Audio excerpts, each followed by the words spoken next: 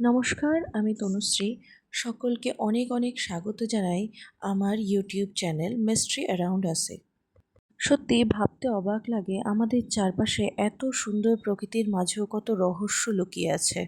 আর সেই রহস্যগুলি তুলে ধরার জন্যই আমার এই ছোট্ট প্রচেষ্টা। আজ আমি আপনাদের পিরামিড সম্পর্কে একটি রহস্যজনক গল্প শোনাবো।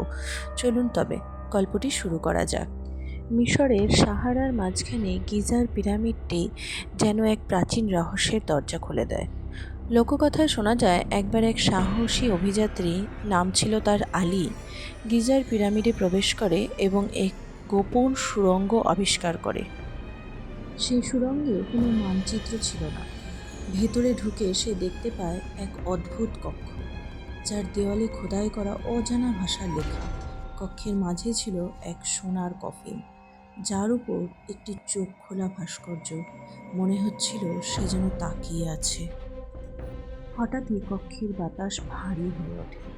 আলী শুনতে পায় ভেসে আসা একটি কণ্ঠস্বর, ফিরে যা, এটি জীবনের নয়, মৃত্যুর পথ।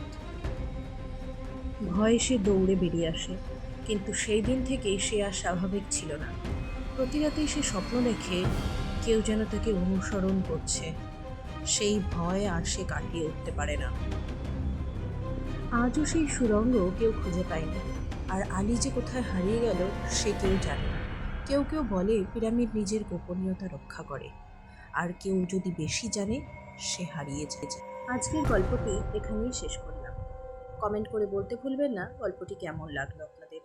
আমাদের সঙ্গে এতক্ষণ সময় থাকার জন্য অসংখ্য ধন্যবাদ। অবশ্যই লাইক, কমেন্ট এবং সাবস্ক্রাইব করে সঙ্গে থাকবেন।